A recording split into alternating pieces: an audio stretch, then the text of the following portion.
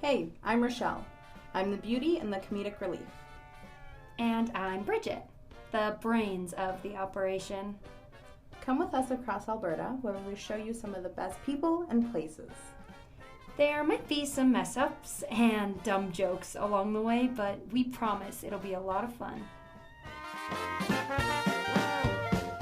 Okay, so we're going to start off with what's your name? Amina Najmeddine. And can you tell us a bit about yourself?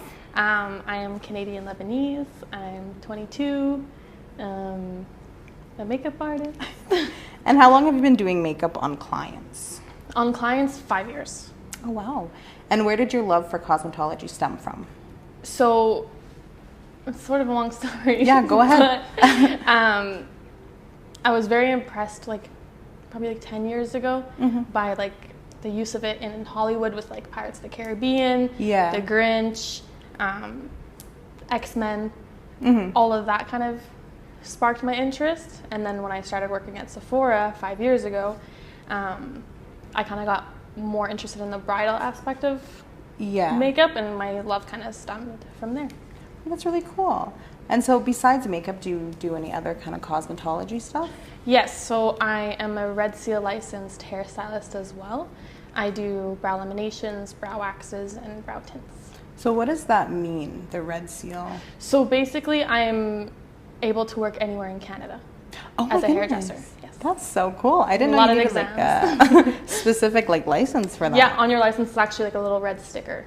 That's so if I went to BC, for example, and I applied as a job, they can see that I'm already licensed in BC, technically. Oh, that's really cool. And so was that an extra step in schooling that you needed to do? Yeah, so it's an extra exam. So you do your 2 practical exams, 2 written exams, and then your final exam, and then a Red Seal final exam.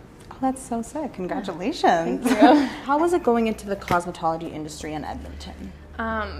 I'm very blessed to live in Edmonton because it's a very diverse city. So I was able to see different salons that do both hair and makeup. So it wasn't ever you can only do one thing sort of situation, which is nice. But even because I started at Sephora doing makeup there. Doing makeup there professionally. And I was very lucky to meet lots of loyal clients, friends, that people still come to me from Sephora. Oh, wow. Yeah, so I'm very, very blessed. It was very easy. And what's the most rewarding part of your job? Definitely the final product. Definitely. Seeing people's faces light up when I'm finished, and they're like, oh my God, I look so beautiful. That's honestly, it's very rewarding. Yeah. And how would you describe your makeup style? I like to think of my makeup style more as trendy, Instagram glam, ultra glam, that kind of vibe. So you're not really into the little highlight. I love a soft glam, but I love doing the extra glam. Is where I thrive. Full glam. And so I'm guessing that's your favorite style to do on clients, or do you have a favorite no, actually, foxy makeup, the cat eye, a snatched look is definitely my favorite. And so what's your favorite style to do on yourself? On myself, it's pretty much what I have on right now. Yeah, so you want to show it off a bit? I do like to show it off a bit. I do the inner corner eyeliner sometimes, but if I'm feeling extra glam. But a bit more on the natural side, but still glam. Yeah. And so is there an artist that you'd want to do your makeup? Mario Dedivanovic, Scott Barnes, Ariel, Patrick Ta. Oh, definitely. I love Patrick Ta's work. Definitely. And if you could do any celebrity, who would you do? Megan Fox, Adele, Jessica Alba, Nina Dobrev. Just a couple. And is there a makeup look / trend that you think everyone should try once? I think everyone should try the cat eye, foxy makeup looks. Definitely. It's very hard to do that on some eyes, though. Do you find that? Or you're just so good at it? I wouldn't say I'm so good at it. It is a bit more difficult. If you have a monolid, which is more of the Asian eyes, it's definitely a bit more difficult, but it's sometimes easier on their eyes because it's already more of the almond shape. Yeah, that's true. It's harder actually on round eyes. Oh. Because they're so wide. Oh, it's yeah. hard to get it to that almond shape. I literally would have never thought that. I thought their eyes were like perfect for everything. Nope. Do you have a favorite makeup brand? There's so many. Yeah. There's so many. Makeup Forever, Makeup by Mario, Anastasia Beverly Hills, NARS. Those are top 5. Like top, Yeah, top contenders. And then do you have a holy grail product? My Makeup Forever blush / foundation palette. It's a cream palette. It has foundations on one side and blushes on the other. I could do a full face with it. I couldn't leave my house without it, to be honest. And then do you have a favorite makeup step? Concealer. Concealer. Yes. Ooh. And is there a reason why? So the way I do makeup, I do everything first and then concealer last. Yeah. So I do brows, then eyes, then your skin, then foundation, contour, blush, then I conceal. So that's like my final cleanup. Oh. Instead of putting concealer, doing everything and then redoing it, then it's just too much on your face. Oh my goodness, so you keep it like the less product. Exactly. And is there a makeup trend that you think does, or makeup like hack / trend that you think does more harm than good? There's any trend can be overdone. Yeah. To be honest, one I couldn't stop thinking about was that Meredith Duxbury foundation challenge, where she just pours a whole bunch. That I think has does so much more harm than good. But any trend can be over the top, like the more blush than bronzer trend, like that could be overdone so easily. That's true, yeah. And so, is there a recent trend or hack that you've been using? Got to be gel in your eyebrows. Ooh, Yeah. I've tried using that. I just can't get it to work for me, and I'm so upset. You have to let it sit for like a minute. Yeah, and then like brush it out? And then brush it to let it sit, like to stick it. Yeah. Yeah, I'm going to try that out. And then the last question I have for you is, what is the best piece of advice you've received throughout your life? Everything is good in moderation. Ooh. That's definitely the best one. I like that. By Okay, my well, dad. thank you so much for sitting down with Of us. course. Okay, so right now I'm using the Schwarzkopf Got to Be gel in the eyebrows. We're going to teach Rochelle how to do her brows. Super excited. I literally bought it and I used it once and I'm like, this The takes big too one? long. The one that you have, yeah. Oh, that's going to last you like literally 10 years. I know. I'm so excited to like actually know how to use it. Because I asked everyone, they're like, you just do this. I'm like, I've tried multiple times and it's not working. Oh no.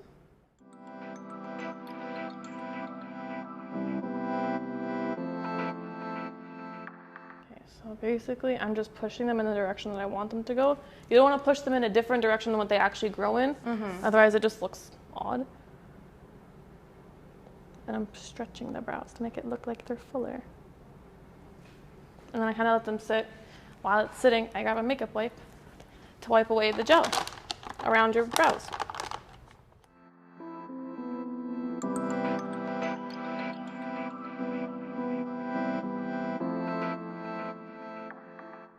So your brows are kind of more on the stubborn side. Yeah. So you push them down.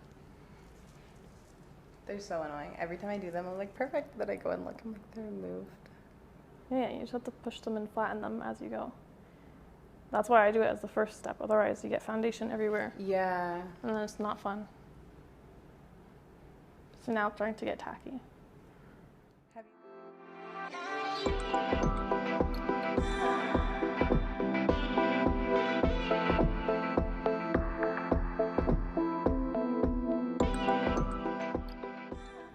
So I just go in. This is my favorite makeup tool, is my nails. Really just really get in there. I love it.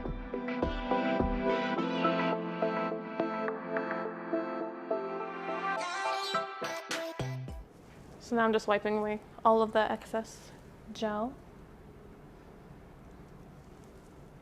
And I kind of just stick them to the skin.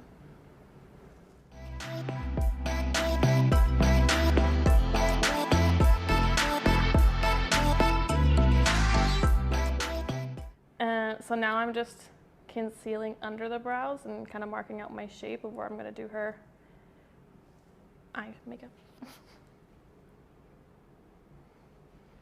And then we're going to cover the eyelid completely.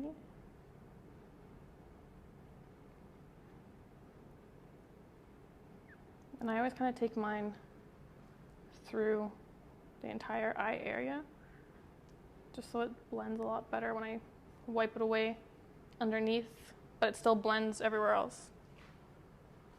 don't have to struggle to make it blend after I powder it.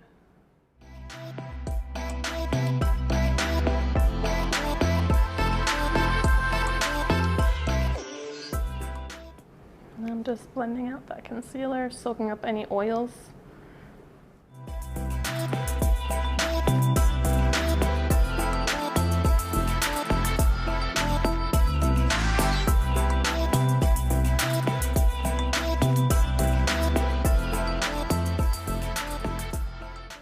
Okay, so now I'm just powdering the eyelid so we can put eyeshadow on top.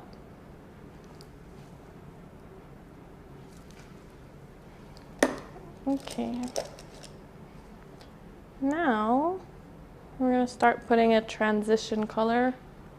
Haha, look at me. I feel like Nikki tutorials. So I'm just going to stamp it in her outer crease for now and kind of wing it out. I'm not too sure what kind of look we're going to do yet, but we're just going to see what happens. Yeah, we're just going to go with the flow.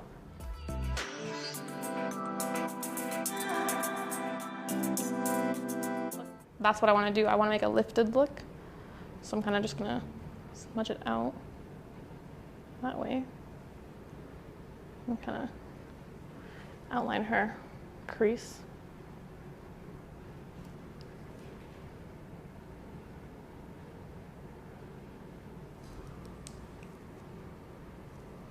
And I always kind of take it down the nose to act as like a faux contour. So I can do less steps later. So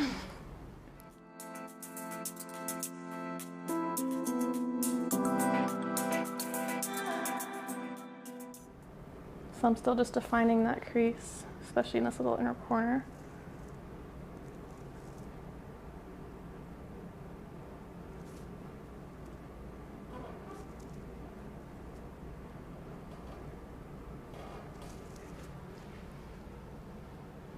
And I'm just going to take a lighter brown color and kind of cover that concealer, so we don't want any skin showing. Otherwise, why would we put makeup on?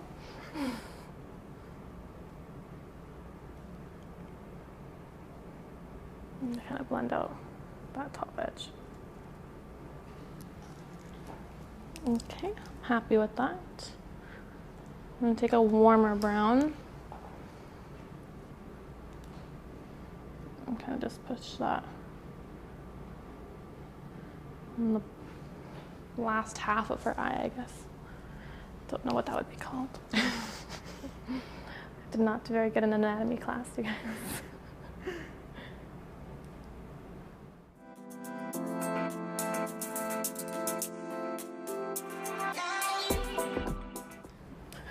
Just keep looking straight. So sorry. Relax your eyebrows. No, just look straight. So the reason is so I can see where your eyelid kind of ends. Mm-hmm. So I'm gonna try to make like your eyes look a bit bigger. Oh, perfect. Right.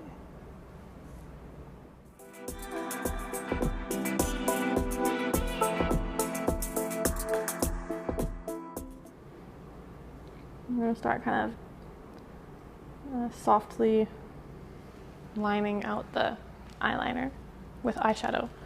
I never really go in with, unless like the black eyeliner is like the main focus of the look. Yeah. I never really go straight in with gel. Mm-hmm. I kind of just roughly map out where I'm gonna put it and then kind of smudge it from there and then clean it up from there. Oh, okay.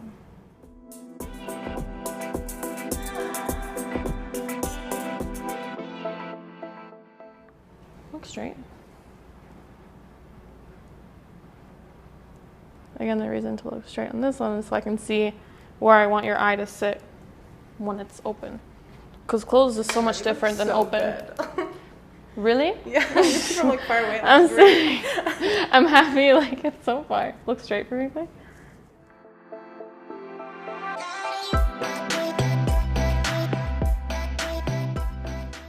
Another reason I don't go straight on with gels because that one is a little bit higher, so I can just erase it with more shadow.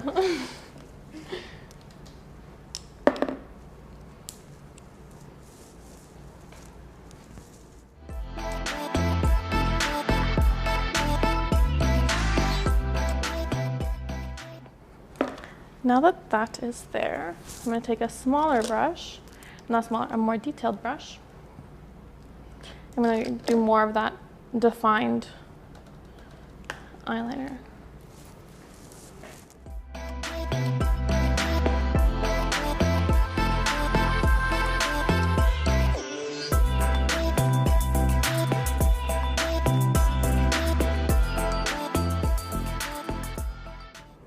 I never usually define the top of it, just the bottom, because that's where I kind of want it to be crisp, especially if I'm doing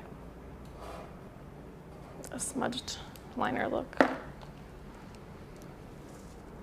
And then going back with my original brush and kind of buffing out the top.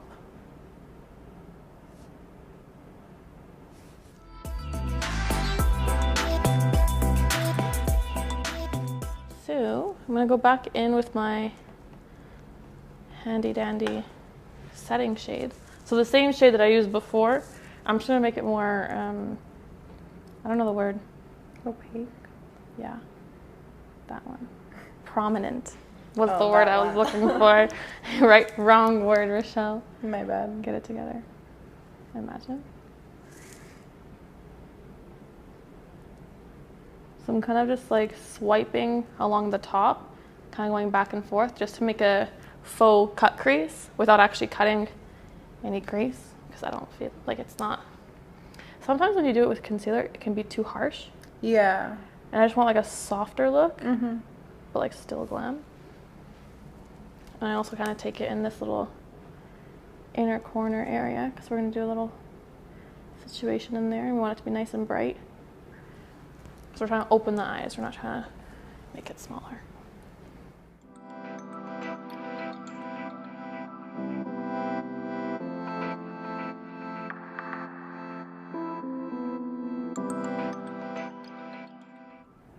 So right now I'm just outlining her inner corner. I'm trying to give her like a faux cat eye.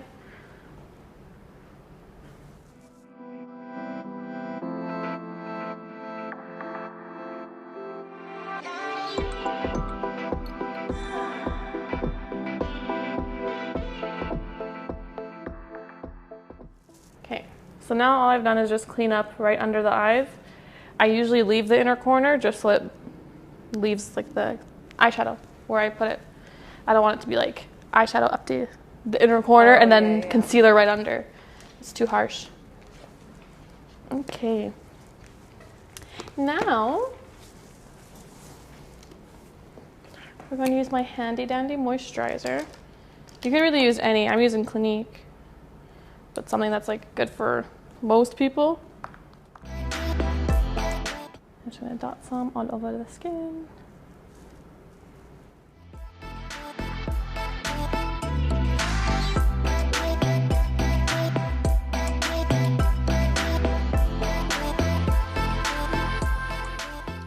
So now we're just putting some primer from Too Faced. Nothing that's packed with silicones because we want the skin to be nice and hydrated for makeup to stick very well. I usually avoid silicone primers. Really? Or like any pore filling. I kind of just avoid them. I just let the powder kind of do the pore filling for me. I'm going to repeat that. Do you think primers make a difference? Yes and no. Like on myself, when I'm doing makeup on clients, it's like half the time I'll use a primer. Like if the moisturizer and the skincare before isn't like enough, isn't enough, I'll put another hydrating product. Whereas if like they have gorgeous skin, I'll kind of just stop there. I'll just do a moisturizer or a serum and call it a day. Because you don't want to overload the skin with too much either, or else it becomes slippery and it comes right off. Like I want the skin to be tacky before I do anything.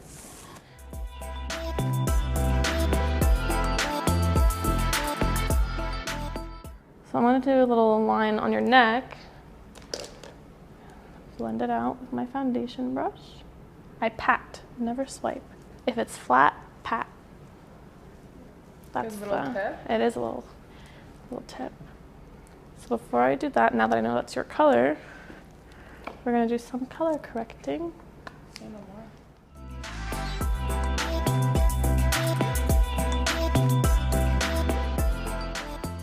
The This is my handy dandy, not that I get for everyone. This is Sephora branded. But it's like a little color corrector contour palette. Super cute. I bought the darker one because usually people sell the lighter shades of everything. Yeah. So I bought the darker skinned one.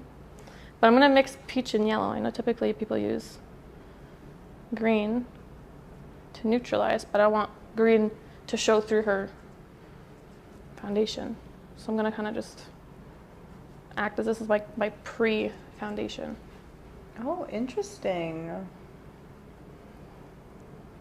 Basically, I'm going to use the yellow to neutralize the red. Mm-hmm.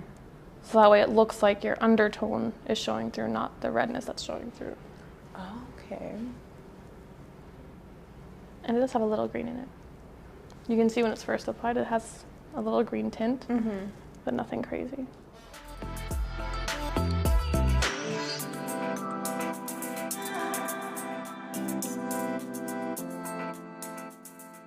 And I'm just putting it with a fluffier brush. So I don't want to pack on too much. I just want to put a sheer amount. That made such a difference. Yeah. It really did. And it's not green all over your face. And I'm going to take my moisturizer brush and kind of just like push it in, just so it's not crazy yellow through.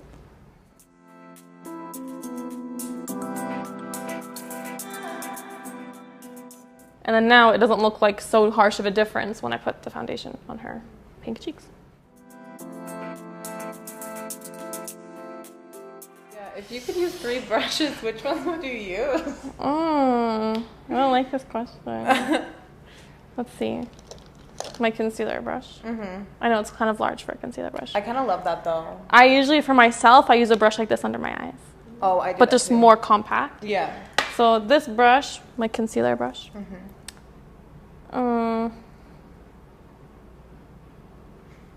She's stumped. I don't like this question. My contour brush. And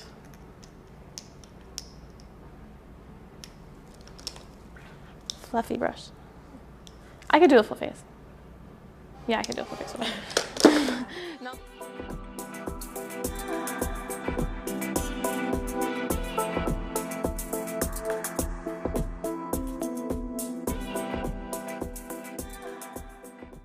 And then I'm just going to take my, relax your eyebrows. I'm going to take my concealer and like lightly map out the brows.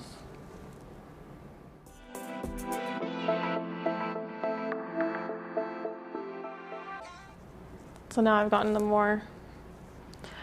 the center mostly. So now I'm kind of just like going towards the outside and feathering and adding more as I need, rather than putting everything. Like I still have quite a bit of foundation left.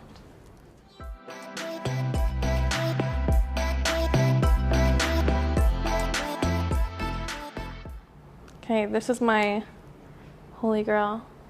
Oh my goodness, that's amazing. Right? And they're actually interchangeable. Like you can pop these out. Yeah. You can buy different colors. There's one that's like they're fully, customizable. yeah, there's one that's fully foundation. And this one was foundation and blush. But I was like, these colors, I can make anybody's foundation. 100%. Because like that's light enough. Oh, the other one showed you. Online it tells you what colors they are, so you can always buy them again. But I think this is amazing.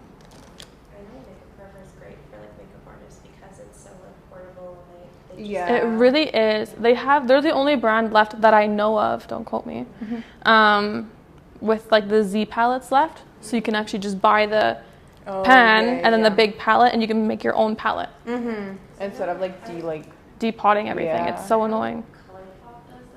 ColourPop, but it's also in the States. I thought it's only eyeshadow. You can't see. No, you can do blush, you can do bronzers. Oh. Makeup Forever, you can do any of their pans in this palette. Yeah. But yeah, ColourPop, it's in the States, and there's no store here, so you can't really test the shades. I love ColourPops.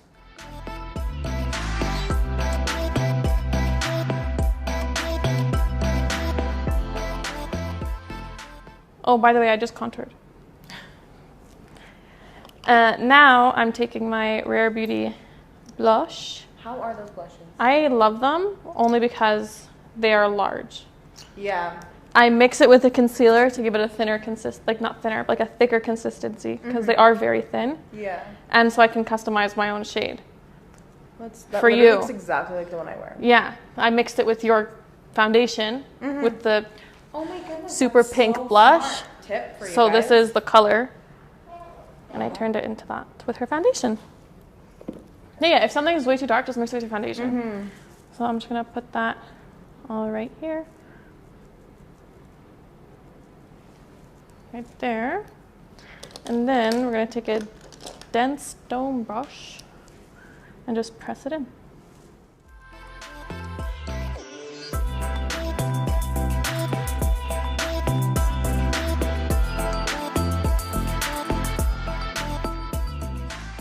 I want to get a spray sunscreen and like literally Why? can't find, like for over my makeup. Doesn't work. No way. They don't work. Get a stick. That way, Here's the thing, but then your makeup comes off, does it not? use your fingers and pat it in. Oh, what a Shiseido. lifesaver. Shiseido. It's like $40. And it's like a thinner consistency. And it's clear, so it's not going to leave anything white on your skin. Oh my The goodness. powders don't work. The sprays don't work. Once you spray it, it goes everywhere else except for your actual face. Try when you use your setting spray, see where it actually hits. Okay, fine. And that's a finer mist. Yeah. The sunscreen ones are usually aerosol. It's never usually like a like it's always a harsh aerosol. Or even try putting hairspray in your hair and see how much of your hair actually gets it. That'll be a good idea of how much of your face will receive sunscreen. I knew that the powders didn't work because they like don't put enough on, but I thought that the sprays would have been fine. But that makes a lot of sense. You should see those girls on TikTok. They test the sunscreens. Oh yeah. She has one of the sprays, and it actually shows you. Like it does absolutely. It does, like it's very patchy. Yeah, I guess you just spray a lot. Yeah.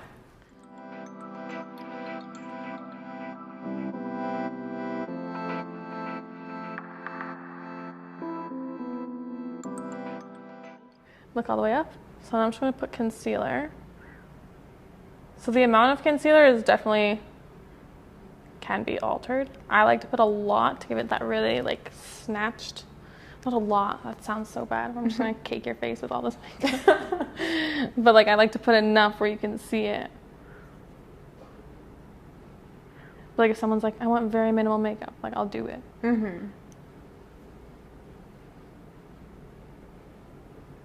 So I put it under the eyes first, and then just look straight. And then where I put that liner, now I'm going to go straight under it and pull it all the way to the temple. And I'm going to kind of go back and forth with it until I get it right close where I want it.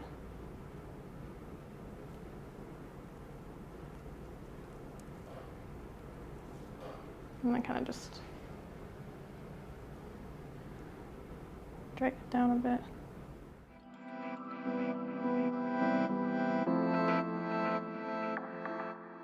Oh, how do you avoid creasing so much? You have to know what concealer you're working with. Are you talking about like concealer creasing or eyeshadow or both? Concealer specifically. You have to know which kind of concealer that you're using because some of them are oilier than others. So like for example, the Too Faced one that I'm using is not on the dry side, but it's not super oily. So it's a nice middle ground. But I still let it sit after I blend it, then I go in and set it. So that way it can kind of dry down. I'll re-blend it, pick up any oils that are left, because that's why creasing happens. It's because it's still wet.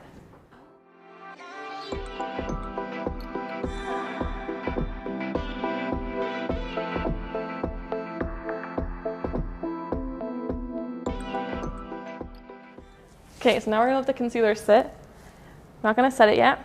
We're going to do your brows.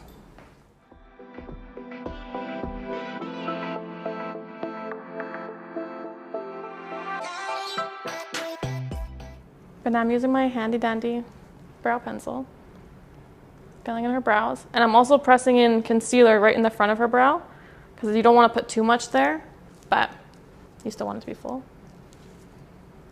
And that way you don't see any of the skin underneath.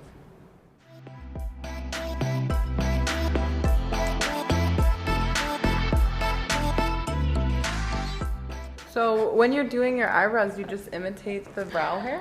I do. So I try to go in the same direction that the brow's already growing in. That way it looks the most natural. Unless they don't want a natural look, then I'll do whatever they want. Yeah. But I typically kind of just go in the short strokes.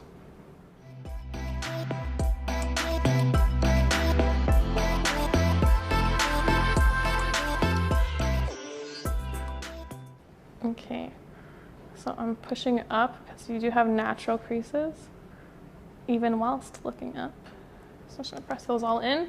Flip my brush to the other side while it's still dry on that side. Soak up any of the concealer oils. And then I'm gonna take my powder and just like literally push it in, especially where those creases are, because I want it to stretch out. What's your opinion on baking? Baking foods, love it.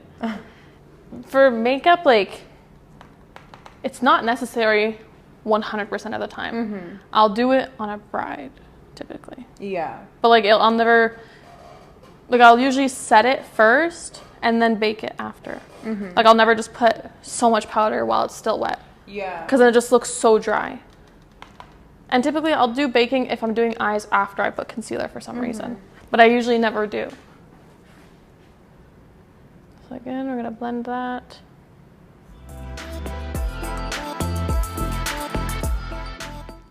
Soak it. Almost forgot my own trick. And then press the powder.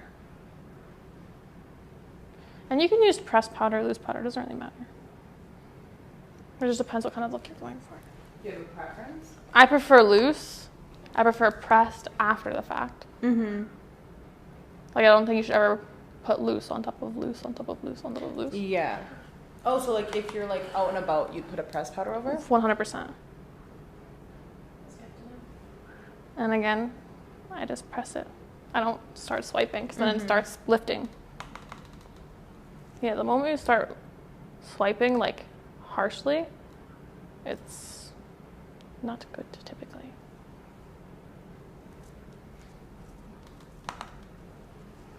And you don't need much. I just tap off any product. Like, you can barely see it. Like set your whole face or? Yeah, Yeah. I usually do. Unless they're going for like a super glowy look. But even then I actually still do. I just bring the glow back from within. Yeah.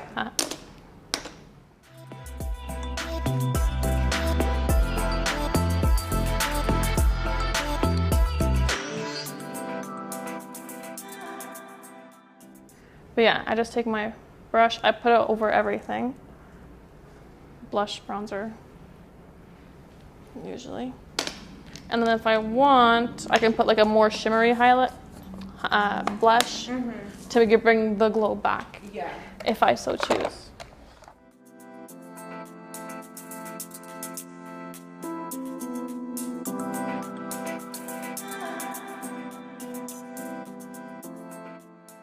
So now we're gonna put powder blush.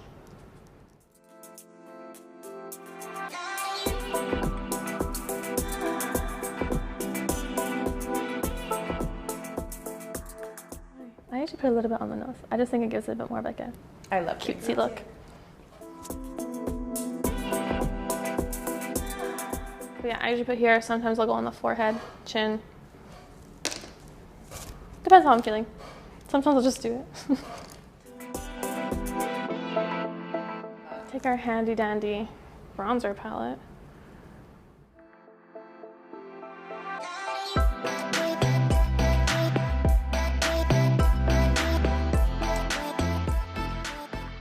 So we're gonna take the original palette that we used back.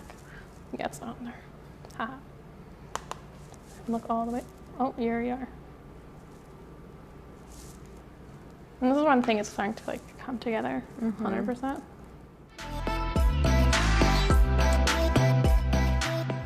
So now I'm gonna take a more dense, not more dense, a thinner brush for under the eyes. I'm kind of just gonna focus it more on the outer corner. Because again, we're still trying to open up her eye, not close it.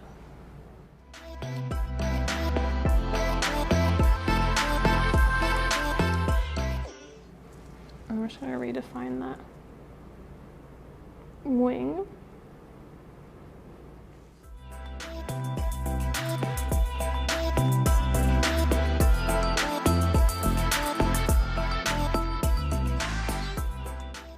I'm kind of deepening out the outer corner of the wing. Just give it more dramatic effect.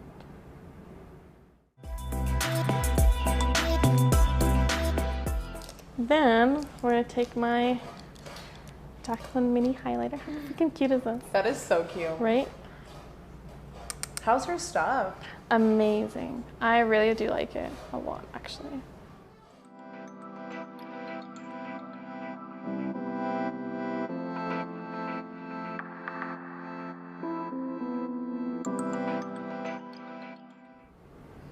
I'm just using my Makeup by Mario pencil if it wants to draw.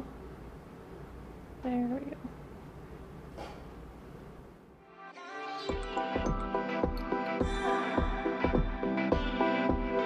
Like that. But yeah, so I'm just tightlining her top and her bottom lines.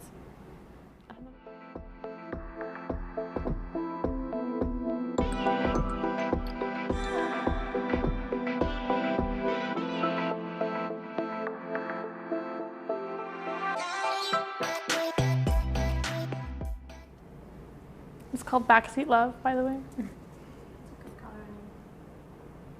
It's honestly the perfect peach color. Like, it's not orange.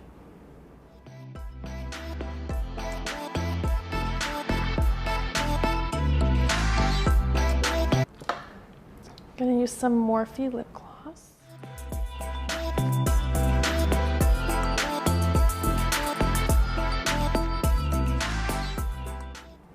Oh yeah, this is a lip plumper, by the way. Not just any regular lip gloss. Okay, then just mascara, and then I think that's it.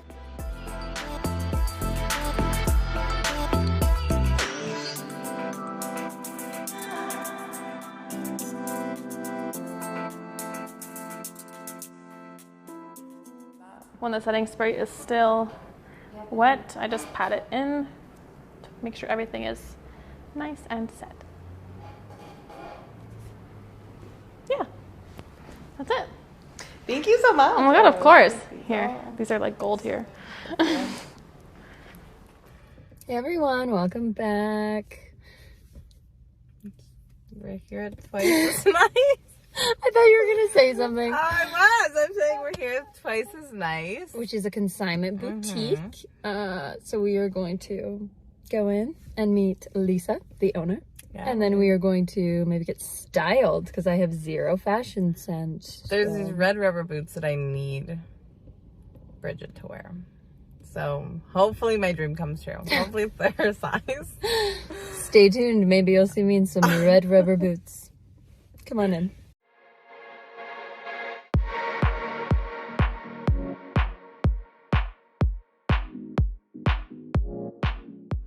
So first we're going to start with your name. My name is Lisa Babineau. And can you tell us a bit about yourself?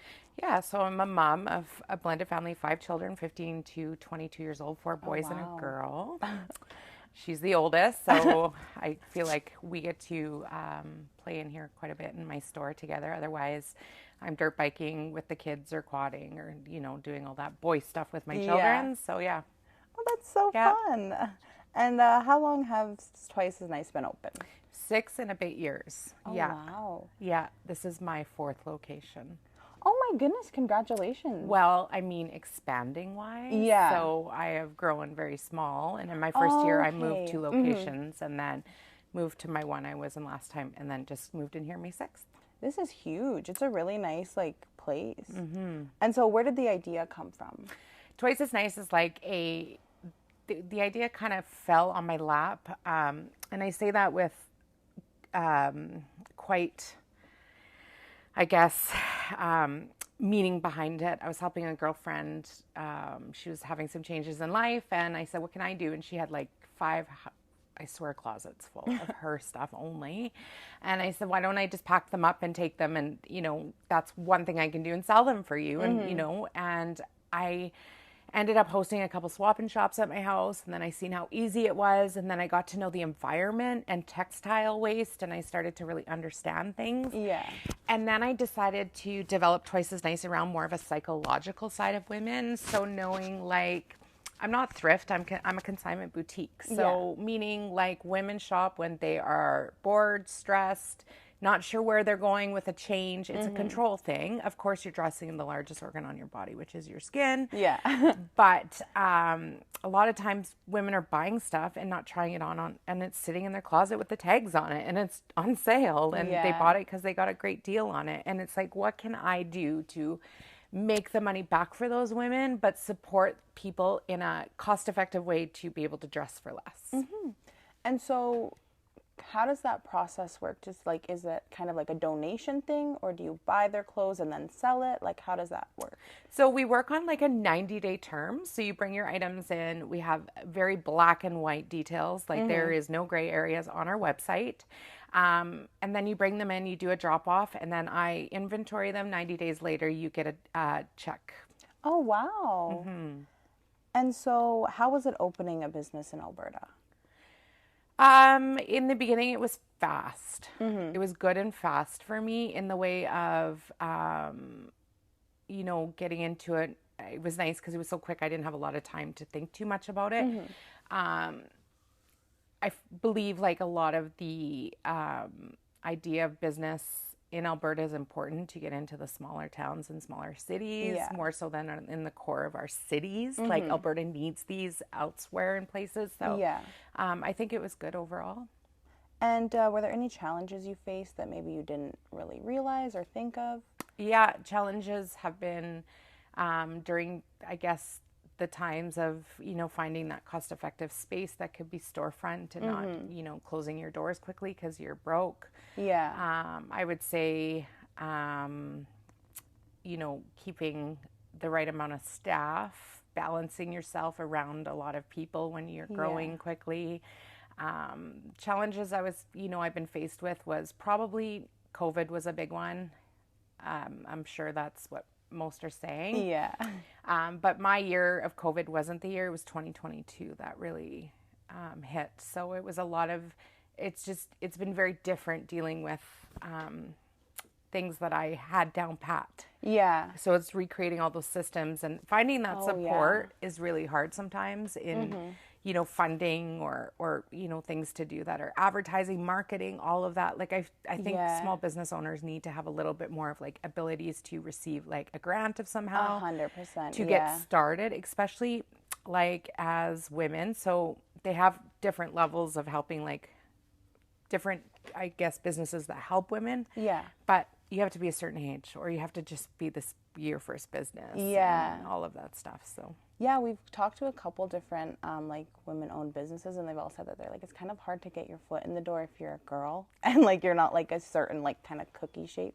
It's true, and if you're not like, I'm aggressive, in a good way, but you have to be like really patient. Yeah, and it's hard because you're like ready to move on to the next thing that's going to help you grow. If you're at a standstill with something, it's stopping you from making money. 100%, and it's slowing our economy down.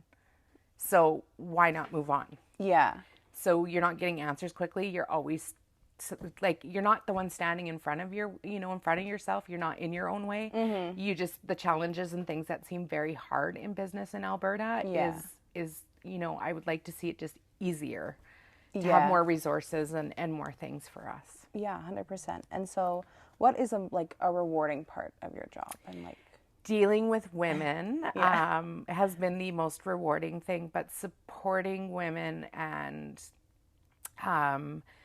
watching them recreate the way they look at themselves with my expertise, that makes my heart smile. And I think during, the times of our tough years, that we just have all faced, I was able to still provide a budget-friendly thing. I was still, able to provide people who had to work behind, who got caught up in sweatpants every day and just wore a blouse on Zoom. And I got to be able to recreate that and get them back into like, hey, wait a minute, you get up, you dress, and you feel good. That is what is going to set your day. So my workshops have been really effective and things like that during this. So. And so can you tell us a bit about your workshops? Yeah, so I have a non-for-profit organization called Style with Courage Association of Alberta. It's just starting, so prior to that, I was running Style with Courage workshops, 12-week session workshops every Thursday night, group of women. There was a couple different sizes, so anywhere from 8 to 12 women that would come. I'd teach on a courage course and I'd teach on a fashion course and help them recreate, and then from there they would build their whole new feeling and factor of confidence. That's amazing. I think that's so important to do that, especially nowadays with like social media and everyone wanting to be like thin and like, or big butt, big boobs. Like no one's ever really happy in their skin. And so I think that's amazing that you're able to kind of bring out their beauty and not be like, okay, like work out, do this, but like, hey, let's find something that's going to match you and look good on you right now. It's true. Yeah. And everyone's body's like twice as nice means you have a few types of styles. Yeah. You know, like I hate I shouldn't say I hate, but I struggle with, you know, sometimes when people come in for grad dresses and they've got that board, you know, that Pinterest board. Yeah. I don't know if I'm allowed to say Pinterest. But, You can, yeah. Okay. Sorry. But they have that Pinterest board and I'm like, you know, they're in love with the dress on somebody completely different, shaped as them. And I have to be the one to be like, okay, allow me. And then they get to see themselves in front of the mirror in the dress that recreates them. And your goal is to be compatible with your style and your style to be compatible with you. It's the 100%. same level when it gets into bridal dresses, all of that. Yeah. But it's also a very uncomfortable feeling for a lot of women. Like, or you have, you know, like young gals that are like, you know, the sporty girls or, you know, the tomboy girls or, you know, the ones that aren't sure, you know, if they're with their sexualities right now, but they really want to try to wear a dress, but they don't want to shock their entire classroom, right? Like all of these things that it's my job to help them support that and bring that consistency and be hands-on. So yeah. No, I think that's, like beautifully said. And so do you have any advice for people wanting to start a business in Alberta? Go for it. Yeah. Start out small. I would say my husband said, you can start this, but there is no way we're borrowing money or going to a storefront place and you know, doing all these renos. And I literally set myself up in a 500 square foot mezzanine with a back concrete door up 30 stairs and put a 2x4 change room up with a little curtain rod. And I moved from that location and then I subleased with a drug and alcohol testing company where men were going left and women were going right. And then I moved into a space that was in the industrial area. Use social media to the most amazing free resource you have. Yeah. And don't be shy behind camera. I built my business by creating a YouTube channel and doing all that stuff in the beginning and had people understanding and getting to know me before I got to know them. I think that's very important.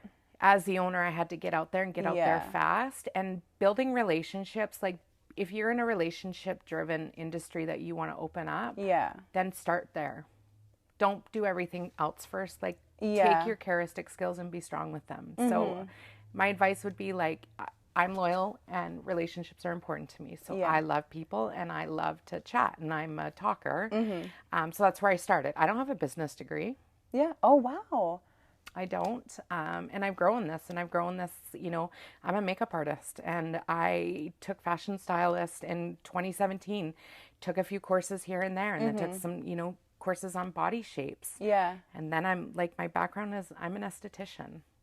Like, oh my goodness. So I don't have a business degree. I don't have anything that was given to me for all of these skills on, you know, and I mean, kudos to anybody who does have a business degree. I just don't. But I knew not to stand in my own way to say you can't do it 100%. If you don't have a diploma or a degree behind you. Yeah. So, I mean, because like this place is amazing, and you don't need a degree, so it's probably like you said, it would help, but I don't think you need it, and I think that's really good advice to start small. Like get whatever you can in your budget, because I think a lot of times people just kind of want to go straight to the dream and like, oh, I want a big place. I want like marble like floors, all this stuff. And you're like, you need to build that. You do. And you know, hire your weaknesses. Don't be too proud.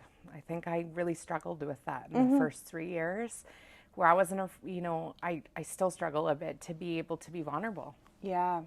And It's be able to be hard. like, hey, I'm not a paper person, right? Yeah. But when you get up to such a big thing so fast, you're like, oh boy, I need to fit people in places. And then Yeah. it's really hard to give some of that away to somebody else because that's a trust thing. Yeah. So I always say, create your position with your employee slowly. Don't title it and put them into it. Okay. Create it when you get to know them enough that you can build that trust with them. So that would be Okay. my advice. Well, that's really good advice. And so what can people expect when walking through your doors? They can expect hands-on. I always say, like, my name is Lisa and I will be checking on you. They can expect service. They can expect to, I don't expect them to take I don't expect them to be buying. I expect 100% for them to have the service and to take some tips and tricks to be able to walk out the door and find something that they can make their shopping experience easy as possible no matter where they go. That's amazing. So that's my goal. Yeah, I would say you could expect to walk in here and know that I am going to find something for you. So I offer Let Me Dress You sessions. So that's a whole 2-hour session I do. My goal is to have them walk out here and not buy every item I put on them. It's to build a capsule. Yeah. And getting to know that person so I can simplify and not overwhelm, right? Because it's easy to want everything, but it's also another thing to find ways. Like if I was to give 30 items to someone and they take them all home and they hang them up in their closet, they're like, I don't remember my session. Yeah. What matches with what? So I like to create things around that personality side of things. But then, you know, you come in day-to-day shopping on my hours of operation. You can come in for a bridal gown. 75% of our wedding dresses, grad dresses, mother of the bride, mother of the groom. I'm looking around, sorry. Shoes, flower girl, ring bearer, bridal accessories, grad accessories. 75% of them are new with tags. Oh, wow. Current trends at consignment prices. Oh, my goodness. Yeah.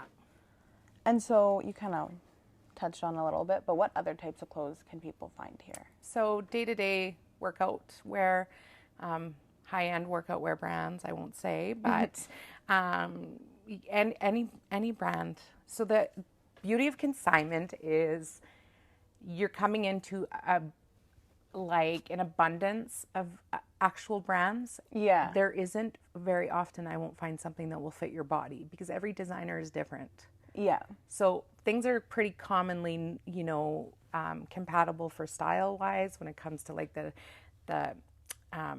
I guess the years that they were, you know, launched. Oh, interesting. So, but I have like 10 different designers in here, so I can take one. You know, I know one is going to match you. I usually can build a relationship with somebody right away with being able to tell, like, you love your 90s. I can see it. You know, I'm a millennial, so I know that. Like, I can tell those things, so it's easy to kind of pick that up. Or you can tell when someone's shy coming in here. I love to work with them on dressing, like, hey, are you going into a job interview? What are you here for? What can I do for you? Oh, I'm just looking around. And eventually 10 minutes later, I'm chatting with them and they're like, actually, I have a job interview. Can you help? Or I'm going to a wedding and I don't want to wear a dress. I just need a blouse because I have my very favorite pair of pants. And that's what my goal is. So it's not to sell you everything.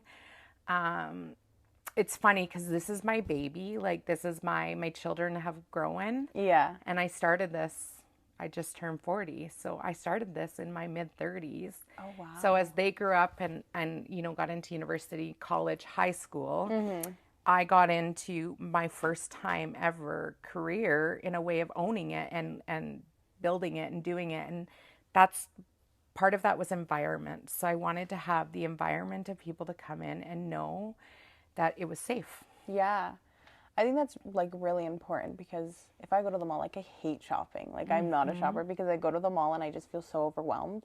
And I'm like, I don't know what to look for. And then you need to find the right size. So like coming in here and being like, I can help you if you need help. And like, let me talk to you. Like, what do you need? I think that's, at least for me, like that's something very important. And I like when you can tell that someone's not trying to sell you something. They're trying to help you. And you can really tell a difference with that, I find. Yeah, it's true. We're slowly trying out menswear. And we're slowly trying a little bit of kids wear. So it's not a thing that I'm 100% ready to decide on. So it's about just seeing how things go with all of it. And so after looking at your business cards and your website, we've seen that you do far more than just own a business. Can you tell us a bit about that? Yeah, so I guess that would be the Let Me Dress You sessions. I do a lot of, I'm very involved in the community. So I'm very involved too with more of the business is really creating relationships in the community with business owners and having, it's funny because I don't go to just one hairdresser. Oh, you go around? I have to because I feel like supporting everybody, and you know what I mean? Like I have easy hair and that's easy to do, but so I love to do that. What else would I say? I would, I don't know. I'm stuck on that, I think. Yeah, that's fine. And so like you kind of help out the community. Like how else do you help out the community? By referring. So I'm big in referring, meaning like I always want to help and support small businesses. I love to do shout outs. I love to always be, you know, giving that plug for somebody else to help. I'm in front of a lot of people, and it's not like it's in a different way than maybe a fitness industry, or it's in a different way than maybe like a coffee shop, or in a different way than maybe that, you know, family-owned Greek restaurant we have around the corner. Like I want to make sure that people know about these things. So yeah, that's important to me. So that's what I do alongside. And then I do my Style with Courage. So that is coaching on confidence, style, and I host workshops, lots of them. I do have a workshop space here now in my new location that I'm offering to rent out as well. And then I like to work a lot with high school students, grade 12, and my goal this year is to help students that can't afford to purchase a grad dress, a tuxedo, or families that can't even, you know, afford to maybe make it to the banquet. That's what I want to raise money for this year, and I want to help women get back into the workforce too, that, you know, haven't been able to find the confidence if they're gone through a divorce or maybe life changes in any circumstances that have happened to a woman. They have that, their courage is depleted. So I am working on running strongly with that. So to just help them get on their feet and share that. And I work a little bit with image disorders and stuff like that, being somebody who had one in my 20s and an eating disorder in my entire 20s and teens. And I work now with, you know, finding places that I can help and support that. So it's not so much at the volunteering side of things right now, like I would like to be. You're a busy woman, though. It's a little busy for me, but I eventually want to get there. Yeah. So, I think you're on like a good track to do so. So your courage classes, you said you just started those. How long have you been doing them? What can people expect from those? So the Style with Courage, I started in 2019.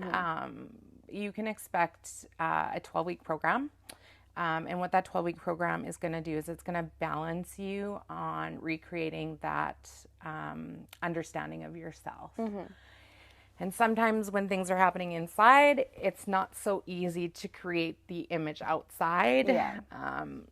Let's face it, women wear their hearts on their sleeves, I find, and it's hard. We wear a lot of emotion in our looks and how we dress and what we do.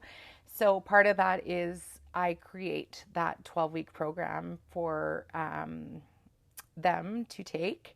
I'm actually just in the middle of revamping it. Oh, wow. So part of that will be, it'll start to be launched on our website right away here. But my vision is to help and support women, teens, anything to support. I'm running like a hormonal workshop here next week for women, like just things like that. Yeah. And so you kind of brought this up at the beginning, but can you tell us about your first clothing swap, the one you did with your friends, and how was that? It was in my home, in my basement, and that's where I started the store. It was fun. It was easy. Yeah. It was a good time. We had wine. Oh, that's so fun. That makes everything better. It was good. It was a good eye opener for me. I didn't have a lot of time to think about what I wanted to do. I just knew I wanted to do this. Yeah. That's where it started. So it's kind of love at first. Yeah. Like swap. Yeah. First swap. There you go. Love at first swap. Yeah. That's the truth. And is there a certain type of client that you'd like to walk in your doors? Like, what's your ideal client? You know, I don't really have that right now just because I feel like everybody's ideal. Mm-hmm. I do. Not because it's a business need. Yeah. I feel like everyone's ideal because consignment got tucked away for a long time. Yeah. It's always been here in like the RV world, or it's been here in like furniture, antiques. But the clothing side of it, it went from like, I remember in the 90s, there was an abundance of consignment stores all across Alberta. Yeah. And I would hear about them, and we didn't even have social media. We just knew and found out about them. And I found it got really tucked away. Yeah. And everybody walks through my door. My goal is to be more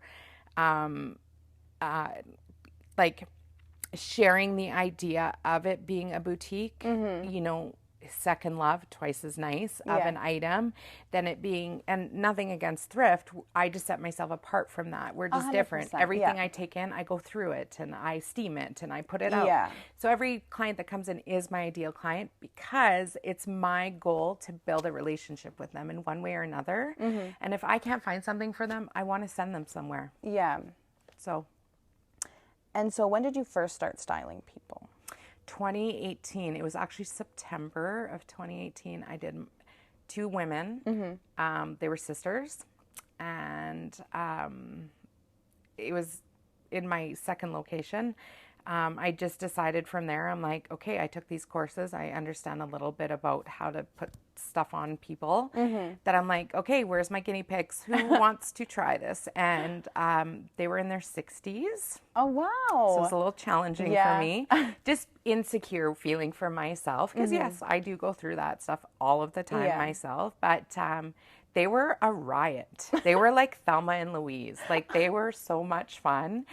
And I just remember it being this icebreaker for me. And then I had another one shortly after that, and it was one lady, and she was just having a tough time. And as I got to know her and got kind of broke the ice with her, like she was so guarded. And I remember just keep trying and keep trying and keep trying.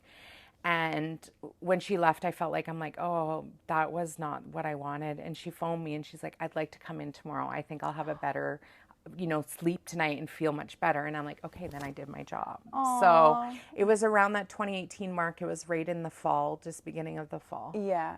And so where does your like love for fashion and styling stem from? I think a lot of it stems from understanding myself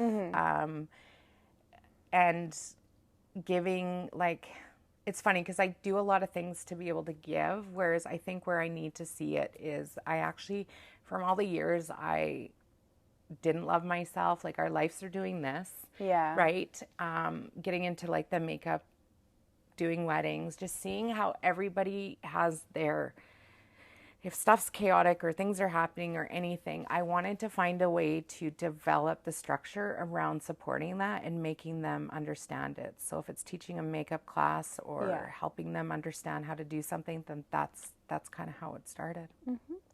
And do you take any inspiration from celebrities when styling yourself and other clients? Yes. Marilyn Monroe. Oh. She is tattooed on me. Really? Where on you? I know you can't show it right here. there. Yeah, she is my idol.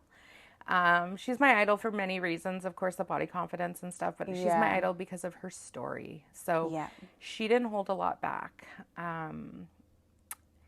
I, just adore her and love her and just think she's amazing. I love what she stands for. I love her commitment to herself no matter how out of control her life was. Yeah. And then, I grew up, my mom was a big Tina Turner fan, so I grew up kind of loving her too. Yeah. And I think my Julia Roberts would be my other one. Ooh, she's a good style. Yeah, she's a Pretty Woman would be my inspiration behind that. So. Oh, yeah. And so I think we kind of already got our answer, but if you could style anyone in the world, who would it be? Marilyn Monroe, and I know that's totally not going to happen, but that would be like ideal. But Julia Roberts would be too. Like I would love to have, just to have that. Yeah. Like to be on set and, be able to create that. That would be, an experience to say the least. Right? And do you have any memorable experience with a client that kind of sticks out? I do. I have quite a bit, but there is one. She was a lady that I didn't know she couldn't afford to buy her daughter a dress. And the reason I found out was because I don't think they realized my roof was open in my change room. So when I was in my back room, I could hear them in my other location. And the fact that like she faked it till she could make it in that store with me, like she did not want me to know. And I overheard them talking, and you know, it's not something I always wanted to make a big deal of it, but I'm like, her daughter fell in love with this dress. Yeah. And I'll never forget their conversation, and I won't say too much just in case they watch this. Yeah, 100%. But I just pulled the mom over and I just said, please take this. Like, just take it. Like, don't recognize that I gave it to you. Just take it. Like, if there's something I can do. And she's like, no, absolutely not. I'm like, okay. So I grew up, you know, with not a lot in my life. Yeah. I grew up, you know, I had like the Santa's Anonymous, and I had the stuff that was given, you know, because there was resources out there to help and support me to still have things I wanted. And I got to explain that to someone without me hiding behind it. Yeah. I'm like, I've been here, done this. I was that. And it was really nice for her to be like, okay, like her pride just immediately, like, okay. And you could tell she's a single mom. She had 6 children, and and her daughter was like 7 years older than her second. So there was a big gap there. Yeah. And her kids were running around, and you could just see this mom, and all she wanted to do was just make this experience. And I knew from there that I wanted to do more for the formal side and more of the grad side and more. And then I got into bridal after that. Oh, wow. That's amazing. Like, just to see that, because I think it's very easy to kind of, when you make it, kind of forget about that side of you and kind of block it, because it's not like, not that it's not, like, it's a memory, but it might not be the best memory, and you probably want to, you know? Yeah. And so the fact that you're like, no, like, I've been there, I want you to take this, I don't want to, like, make a big deal about it, just take it like it's yours. I think that's very nice, and it shows to your character. Yeah, well, and, you know, I just, like I said, I wasn't doing it to give it for the recognition of the store or myself. I just wanted to be like, okay, here's an opportunity. And by no means did I have the money in the business to do it. Yeah. Because I still have to pay out a consignor, right? So I didn't have it, but I'm just like, I don't care.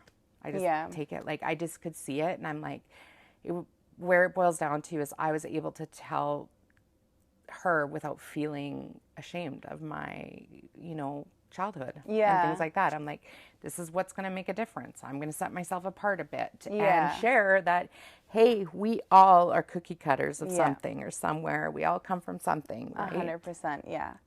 And so the last question I have for you is, what is the best piece of advice you've received throughout your life? Don't give up. That's perfect. I think you can definitely attest to that. When things are uncomfortable, keep going. Yeah. Don't run from them. And I'm a runner sometimes, so I always keep that in the back of my mind. Don't give up. Don't be the one to quit. Yeah. Don't be that one. Why would you quit? You're quitting on others. 100%. Well, perfect. Thank you so much for sitting down with us. Thank you. Hey, everyone. Welcome back. I am going to put on a wedding dress. Mom, get excited. Just kidding. I'm going to put on this wedding dress here. Like the lace and the crystal. Do a little spin. Do I buy it? For Brit's wedding. So do a spin. Can you imagine? I buy it for her. Oh my God. That is so pretty. So you're elongated, so you have quite the very long torso.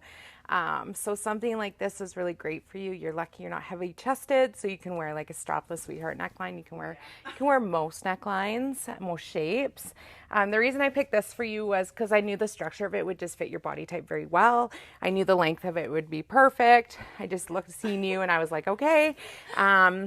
And yeah, like more of your age kind of group of getting into the 20s and stuff, they love a little bit different of the modern lace or the vintage lace. So I went in between. I went for both on this one. And then this one does have the attached rhinestone belt. I love the bottom of it. Like, I can't get enough of it. Yeah. Show it again. That's so pretty. The detail is crazy. Bridget, that looks really And I'm not gonna lie, usually I hate things that are strapless because it feels like it's gonna fall off.